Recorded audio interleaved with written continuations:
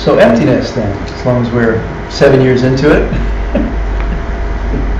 When you think about it, how long did Geshe Michael went? Like 7 years, I think, too, didn't he? I think he was about 7 years. It was.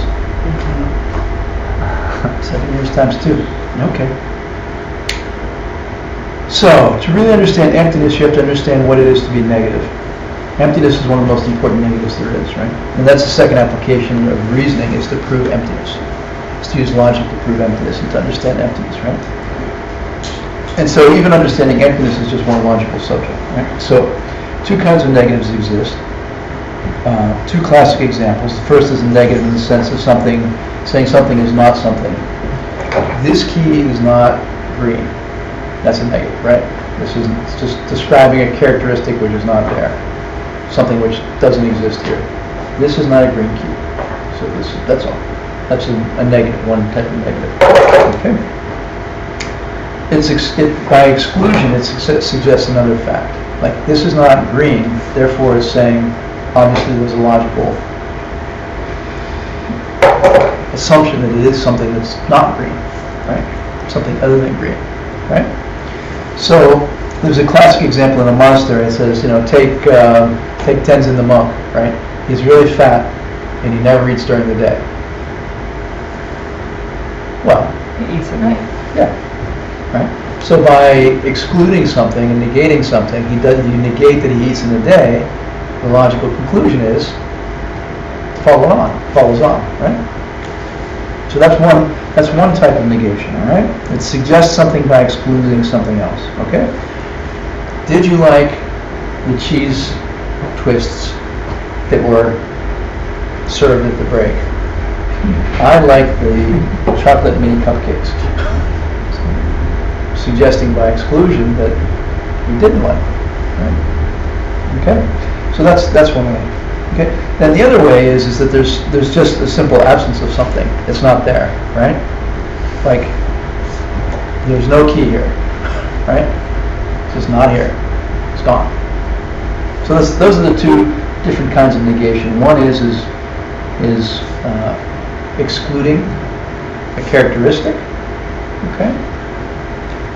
And the other is a negation of the presence or existence, like it's not there. All right? Okay. So what's the biggest absence of all? Emptiness. Emptiness. It's the big absence, right? So that's why we talk about the negative so much, and that's another reason why logic is so important. And they're adamant, both in the monastery, that people learn not to judge, because you don't know what they're thinking, and you have to suspend judgment about other people. Most of the time we put more energy and time into thinking about what other people are doing wrong than thinking about what we're doing wrong, right? Mm-hmm. Like, I know what they should be doing. They should, we don't turn the attention to ourselves. Give their practice and their life more energy than our own. So, and so then we talk about emptiness. People get all kinds of strange ideas, right? Some black void. Some thing floating out in deep space, some mystical, I don't know what, right? But it's the absence of something. It's a negation. It's when you talk about emptiness, you're saying something is absent, something is not there. Right? Very important to understand that emptiness is that kind of negative. Sometimes people say, "Well, you can't talk about emptiness because it's a negative." No. It's a very precise definition of what negatives are. Negative is the absence of something, and emptiness is that kind of negative, right?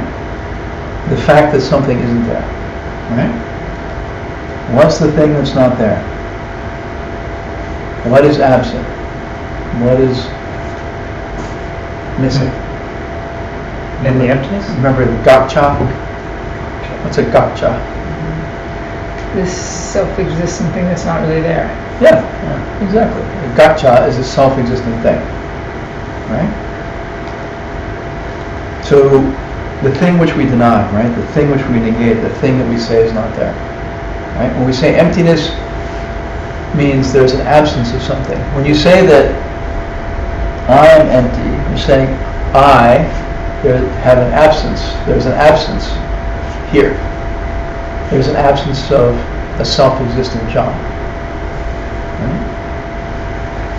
There's an absence of a John that exists from his own side. Right? We are negating that there's any John there of a self-standing nature that exists from his own side. Ultimately, inherently, All those his own different ways. side. That's right. Those are all the things that we're negating. Those are all the things that are absent, you see. Those are all the things which are not there. Right? Those are all the things which I am empty of. Right? So, I mean, it's like, you know, is there a 30-foot tall, green zebra in this room running around in circles? No, this room. Say yes. I see it. Dude, you're tripping. I see it. But like we never judge, how do we know? It's true. I mean, we can't It's true. see hungry beings You either. caught me. I just said you were tripping. For all I know, you're perceiving other realities. But for an ordinary perception and for my perception, thank you. That was good. Good catch. For an ordinary perception and for my perception, there is no 30-foot tall green zebra running around in circles in this room, right? And so a self-existent thing has exactly the same status. It doesn't exist. It's not here right now, right? There is none. So,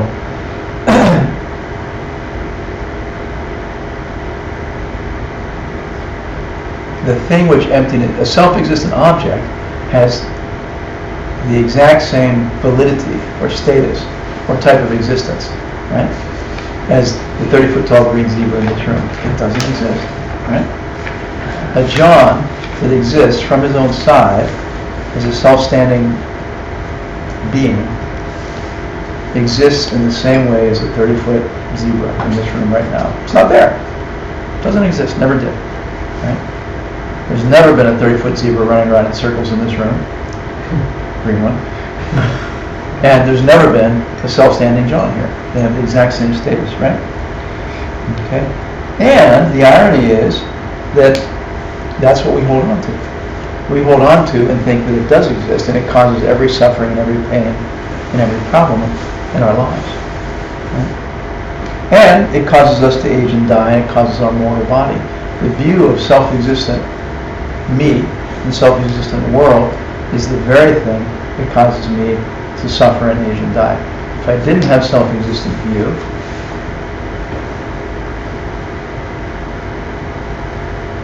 and all the karma that's associated with that, then my body would transform into a liquid crystal, glowing form, and it would be a beautiful, paradisical existence. Sadly, due to all the grasping at things that don't even exist, I suffer, age, and die. Sadly, all of life's problems are caused by grasping to something that doesn't even exist. All the things that we engage with that upset us, that cause our minds to be unhappy, have the exact same status as a 30-foot green zebra in this room right now. They don't even exist. Right? We believe in these things with our whole heart, and they don't exist, and they never existed, and they can't exist. And all of our suffering comes from things which never existed, don't exist, and cannot exist. And it's pretty crazy, right? I mean, and so we say, well, tell me what that is so I can stop, right? It's just the pen thing, It's emptiness. It's the pen thing. It's emptiness. Right? That's it. It's doing that over and over and over again. Right? Trying to change the way we see things self-existently, which doesn't work. Trying to react to the world, trying to stop reacting to the world in the way which we always do. Whatever our normal human habitual reaction is, unexamined, good rule of thumb is to do the opposite. Right? Stop yourself, check in and say, I should probably do the opposite of what I'm about to do right now. If I really think about this. Right? Where are the people that we argue with? We go out and we think if I just argue with them enough, they'll change their mind and they'll be nice to me and they'll agree with me and everything will be fine, right? If I'm just aggressive enough or if I'm whatever enough, that things will get better, doesn't work, right? I mean, why are they irritating? Why are they arguing? Why are they uncooperative? Because I created them that way. I made them that way. It doesn't matter how much I say, please cooperate. It doesn't matter how much I scream at them to behave and do what I want. Reality doesn't work that way. Causation doesn't work that way. Cause and effect is violated if you think that yelling at someone will produce a nice person behaving sweetly towards you. It doesn't work. It's crazy, right? It's irrational. Yelling at someone does not produce a sweet-talking person. No. Right? How could it? How could that possibly be a cause? Right? You don't get watermelons from lemon seeds, right? You recreate them every time you respond that way to them. Every time your partner annoys you and you get pissed off at them, you create them that way again and more. And at work and the rest.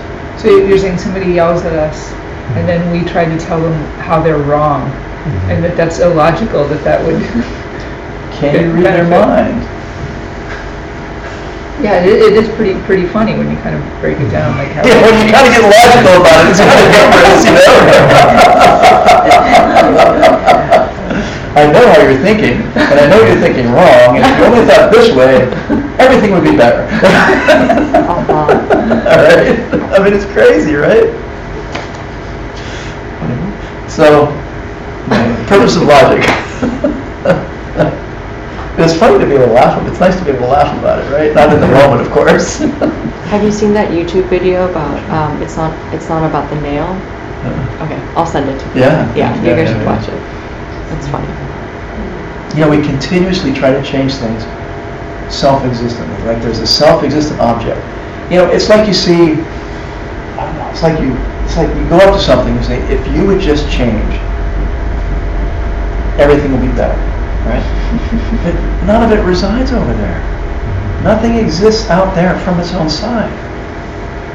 Nothing outside has to change from its own side. The only thing that has to change is us. The only thing that has to change is the way we think and the way we act. It doesn't matter what you try to change externally. It is not going to impact the quality of your life or the quality of your mind's happiness, right? Because your mind's happiness doesn't come from anything outside of you. I think that's why they call it the root affliction, self-grasping, not meaning grasping that I myself exist, but that things exist from their own side. So it's the root affliction. Yeah. Without that, you won't have greed, you won't have anger. Absolutely. Yeah, absolutely. That's right. Nothing in the world has any nature of its own. No object, no person, no location, no city, no house, no sky, no pet, no friend, no lover. None of them have any nature of their own. None of them have any identity. None of them have any meaning from their own side. None of them have any base designation even from their own side. It's all coming from us. The base designation of what it is, the interaction, the experience, the feeling and the thought around it is all supplied by us. Every time, everywhere, with everything. And we know that. We can talk about it and we know that, right? We're all like, oh yeah, cool, I get it. Right? And then we go over and we say, can you just change the way you're talking, please? Right? Impossible. Impossible. Right? So another purpose of logic, obviously, is to work with that, right? So nothing has any quality of its own, nothing has any nature of its own. All coming from our mind, right? Coming from our karma, which is making it that way, right? We have to figure out how to have different karma ripen. And I tell you, I really have come to like describing that as the thoughts that pop into our head and the feelings that pop into our minds, right? Or our hearts. Like, stuff just appears in our head and we hear it, right? Feelings just appear inside of us, right? They come up. Feelings come up, thoughts come up, ideas present themselves, narrative presents itself. I'm not the director. I'm not the one who's saying, roll the next sentence, I'm not the one who's saying, make this feeling a little more this, that, or the other, right? It's all outside of my control. All happening of its own accord somehow. It's not of its own accord somehow. That is the expression of the karma that's ripening. And I actually really like the feeling and the thought of talking about it as the stuff that's arising in my heart and mind is coming from somewhere. It's not random. I'm not in control of it. It's coming from something somewhere, right? And those are your past seeds and your past impulses and your past karmas. And somehow none of those sort of feel like a good English handle to describe the stuff that's coming up inside of me, both emotionally and intellectually and physically and all the rest, right? So, how is it that I can have different stuff, better stuff, filling my heart and mind and body? Collect the causes. I'll say it differently. Create the cause so that at some point in the future, good stuff will pop up in your heart and mind and body. Like, what I'm thinking and saying and doing right now is setting up the stuff, is creating the stuff which is going to pop up as my thoughts and feelings and body and mind later. That's all. That's all. That's the collection of karma, right? Everything I'm thinking and saying and doing right now is setting into motion and lining up the content which is going to pop into my head down the road sometime, pop into my heart down the road sometime, and pop up as my experience of my body and my environment sometime, right? That's karma. That's what karma is. That's what the environmental ripening of karma is. That's what the personal ripening of karma is. That's what all the different levels of karma ripening are. It's the stuff that's popping up into me and as me. So we can't blame anything outside of us, right?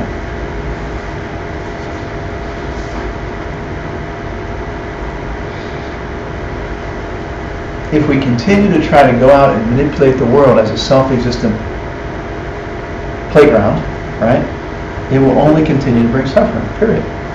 That's all it can do. Anytime we relate to anything as self-existent, it's a basis for suffering, right? The old way of reacting to every problem is wrong, okay?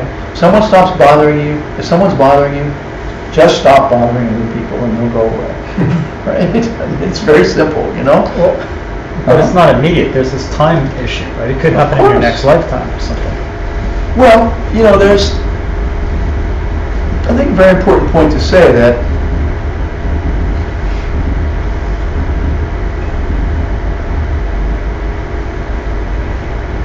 there's a connection, right, between what's happening now.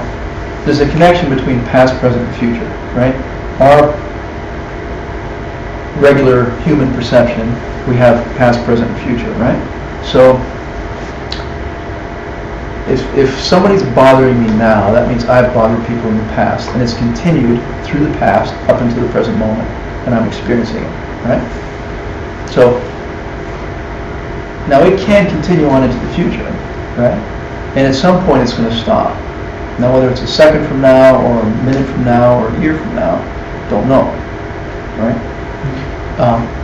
I would assert personally that the conscious awareness of karma and emptiness, and saying that I'm going to choose to not, I forgot what we were talking about, being annoying, bothersome, being bothersome to them. I'm going to choose not to be bothersome to this person will actually reduce the duration of the time that the bothersome person is around. Why? I mean, it's the seed. We use the metaphor of a seed. For a seed to grow, it needs to be fertilized, it needs nutrients, it needs water, it needs sunlight, it needs all the things which support its growth and continued existence. If you stop providing the seed, the things which support its continued growth and existence, it stops growing and it stops living. Right? But isn't that seed has its own life trajectory versus the seed that you're about to plant at the moment? Yeah. Energetically it seems to make sense, but karmically it's a different conversation where it's like, for instance, if there's someone that's bothering you and you continue to bother someone else, it's almost like you're fueling that energy. Yeah. But that's not the same thing that happens with karma, in that if I'm bothering someone else, that's a new seed I'm planting now, rather than recharging a current seed that has its duration. So if I understand you, you're saying, let's say somebody's bothering you and you just add to it. Right. Then you're sort of expanding and Is empowering it what's that way, already or is there. it like a compilation of multiple seeds, or is it one seed that kind of As grows? opposed to, let's and say, has its- you are the botherer who initiates the bothering freshly. Right. Right? Where Right. there's not something already going on, but you're just the bothersome person out of the blue to some random guy that came along. Right. Right? So you have the experience. So you have the thoughts which are popping up. I'm going to speak about it in terms of the thoughts which are popping up in your head. The same as karma writing, right? Mhm. So you have the thoughts which are popping up in your head, and you become annoyed and irritated and cranky and mouth off to somebody or whatever, right? Okay, so that popped into your head. Now, what are you going to do with it? Are you going to let it run, and give it free rein, and dump that on somebody, put it on somebody, and have them suffer as a result, and then set up the basis and the causes and the stuff that will pop up as more unpleasant thoughts and emotions in your mind later? I mean, that's one possible scenario, right? Or you have these things pop into your head where you're ready to pop off on somebody, and you kind of go like, well, maybe I shouldn't do that, right? You see, it shifts it, it changes it, Sure. and then you're setting up something different for the future. But if you have someone that's bothering you now, for instance. Yeah, somebody from the past who's, No. No, currently, like in the current like moment. at this moment while At you're this talking. moment, yeah. like, let's say someone's Yeah. bothering you Yeah. right now. Yeah, That's a seed that's been in my past that's currently ripening in the current moment. Is that bothersome, that moment that person's bothering me, is that almost like one seed that continues to grow, or is it a compilation of seeds that are ripening? So it's like when you get into a fight with a partner or a coworker, right? Right. You have one fight, is that one seed, and then Yeah. the next day that's another seed, or is that one continuous seed with that person? Or even moment to moment. Right, or like moment to moment, Yeah, like think how does about- that? So think about karma, 65 an instant. Uh-huh. So when you say, how many seeds is that? And that's 65 seeds, right? Mhm. So if you just had a, 3-minute argument, how many seeds did you just create and consume? I see.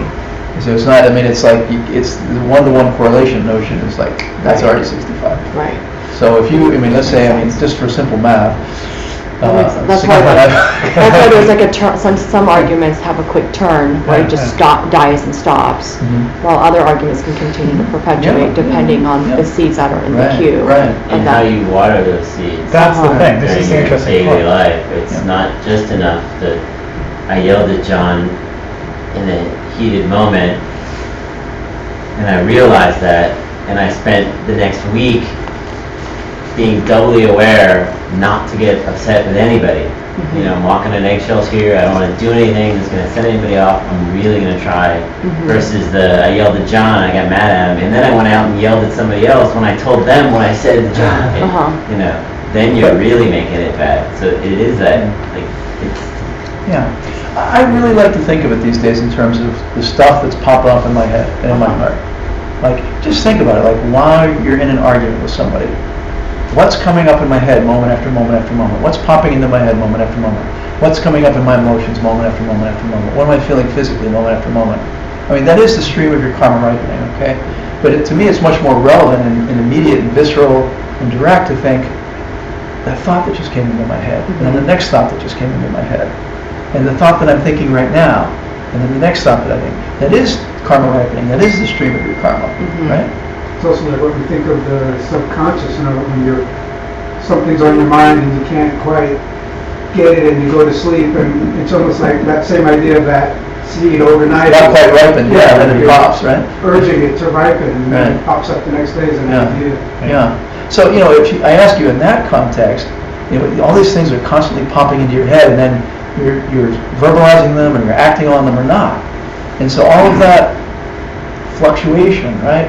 All of those thoughts, all of that interplay of energy and emotion and thinking, all karmic content, right?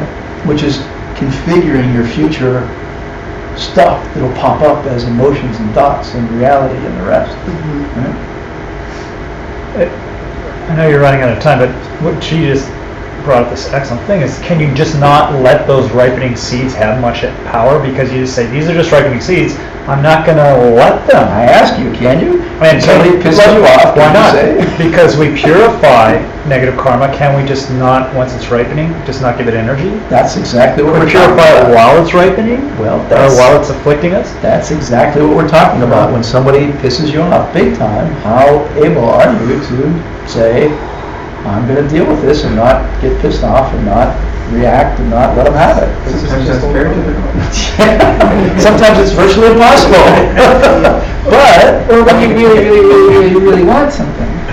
yeah, I mean, the more, Yeah. So, I mean, Wanting. more often than not, it's very difficult to do in the moment. But, and as a well-educated Buddhist, hopefully an hour later, or 5 hours later, or a day or two later, you'll go like, oops. But if you could do what you just said, if you could just realize all this is a seed, If you can. If you yes, could. If you can. then you could give it no power. It could really not afflict you. That's what we're Sure. talking about. That's exactly. Sure. You just explained it. Yeah, but right. I remember years ago in class, John, you talked about, as a practitioner, to start taking note of how long that delay is of having Yeah. regret. And you had mentioned about, it's like, sometimes you just don't have any, to it going down to, weeks, days, and at some point it gets down to hours to minutes, and having that regret is a really nice way to gauge one's practice. It's Yeah. very beautiful. Yeah. There are mind training practices, and so when you start with the mind training practices, and there's a whole series of teachings and a whole study of it. It's very beautiful. Thank you for reminding me and for asking, suggesting. When you begin to train yourself in these things, you might not realize for a couple of days that you screwed up, and then you're like, oh yeah, I shouldn't have done that. Let me try to do better next time. And then over time, as you continue to make efforts and practice, you reduce your lag time, your response time. So eventually, you can get it down to, you realize that you shouldn't have been arguing like 5 minutes after you finished, and then you realize you shouldn't have been arguing like at the tail end of your argument. And then you realize you shouldn't have been arguing in the middle of your argument, you stop yourself. And then you catch yourself at the beginning of the argument and you stop yourself. And then, you don't argue. You get to the point where you start to think, Before it starts. Before you start, the thoughts come, right? The feelings come, the thoughts come. And then you catch yourself thinking all these angry thoughts. And you're like, oh, this person is, and then you catch yourself while you're in the thought process. And you back it up and you say, no, I can't think like this, right? And you keep training yourself, and you get to the point where the feeling starts to arise and the thought starts to form, and you catch yourself at the point where the thought starts to form. And you're like, no, I'm not going to go there, and I'm not going to think this way, right? And then you keep backing it up. And then you can feel like, okay, I'm feeling, feelings are coming up, I'm feeling hurt, I'm feeling, it's the emptiness of your feelings, right? It's like, okay, let me back it up. That's just an idea. What's going on? There's some energy arising here. There's some impulse happening here, and then you back it up, and you keep backing it up and backing it up and backing it up till you get to a very subtle level when you're aware of your subtle existence and interaction and being. And so it's just like, okay, I'm much more energetically based, and I'm much more living based on subtle energy or subtle energetic impulses, as opposed to very coarse outer life interaction, right? And so, you meet people who, they walk around and they're just tuned in on a very subtle level to what's going on. And it's just like, okay, I can feel that person's really upset. What might I say to them that's very nice to them? And I can feel that person's, in this kind of space, how would I interact with them? And so, you become much more subtle in the way in which you're practicing and engaging with other people. And so, and this is true of all of these practices. All these practices, we're working from coarse to subtle. The 10 non-virtues, it's all the same principle. Restrain yourself from coarse negativity. Punching somebody is very coarse negativity. Lying is not quite as coarse. Thinking you're a dumbass is not quite as coarse as yelling at somebody. Restraining yourself from, you get out through your bodhisattva vows, more subtle. Restraining from more subtle negativity. You go to your tantric vows, restraining yourself from more subtle negativity, right? So all of these practices, all of these trainings are about becoming more and more tuned in to the stream of karma, the subtle impulses of the mind, right, and the energetic system, and what's going on there. And so if we're going to get to the point of being, if we're going to get to the point of existing as a being of a different level of reality, that's an evolution, right? It's not like you walk through the magic, it's not like you pick door number 3 and you happen to pick the right door and you go through and all of a sudden you're like, a light beam or something because you went through the right door. It's not like that.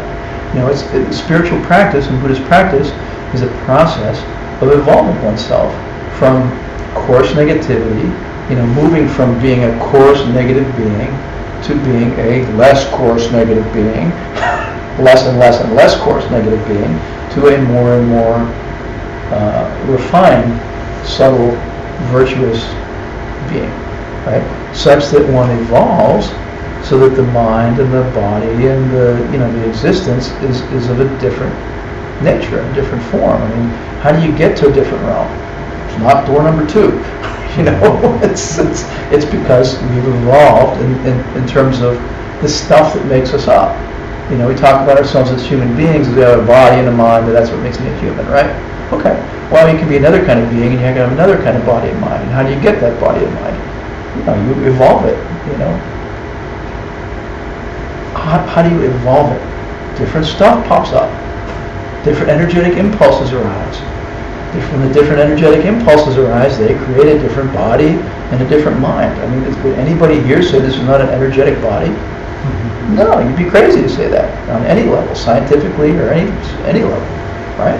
So it's just basic ideas, sort of carried forward and executed. And it's hard because it means we have to change our behavior. Well, that's hard. And central to changing our behavior is understanding that we are misapprehending the world all day long. I think this is solid. I mean, so you can apply logic to this. Mr. Scientist is telling me that the atoms that make me up are 98% empty space. There's mostly space between all the little balls floating around in this physical stuff.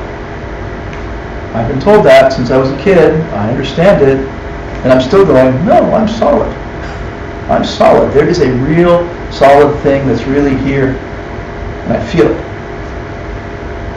I mean, I just watched Cosmos, and it talked about the two atoms can't touch each other. You can never feel anything because two particles can never touch because of their repulsive electrical forces. Blah, blah, blah. Doesn't matter how you approach it, right? I mean, there's endless stuff that just tells us we don't apprehend the world correctly, even at a coarse scientific level. But, we walk around living our life with a certain perception and a certain experience of reality, and that's it. And it's unexamined, right? So, all right, I'm going off. But main application of logic is to see spiritual truths that we cannot see now with our eyes. It's like people talk to me, you see Tonka. It's like you see Tonka with a third eye, right? You see third eye in some Tonkas, some spiritual paintings, right? And people are like, oh, I'll do this mystical practice and I'll get a third eye. Like the third eye is the eye of logic. The third eye stands for the eye of logic, which sees things which cannot be seen otherwise. That's what the third eye refers to. Right? Ken Rinpoche used to laugh. Be like, oh, people that do these crazy practices. In the old days, they used to try to drill a hole here to see if they can get a third eye. Back in the old days, it's like it's the eye of logic. So you can see with reason. You can see things that people around you don't know and don't understand. All right? Okay. So we have to try to prove the emptiness of our mind and our body. We have to understand how we exist and how we don't exist. We have to understand how the things around us exist and how we don't exist. And we have to understand why it's wrong to get upset and struggle with the things around us and outside of us, right? And that's what reason is for. And we use logic. Just to wrap up the logic course, those are the two great uses of logic. Okay, to establish things like emptiness or to give up on things like judging other people. All right? Help you get out of trouble.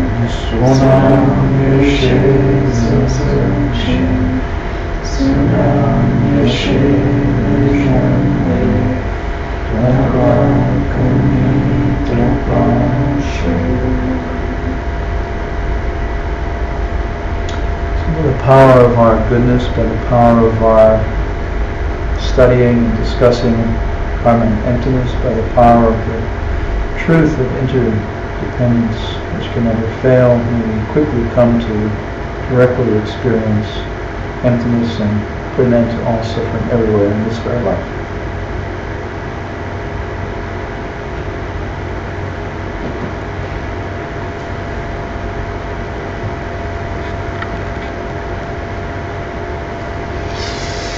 Thank you all. Next week is Lojong, Developing the Good Heart, a very different emphasis and feel and flavor.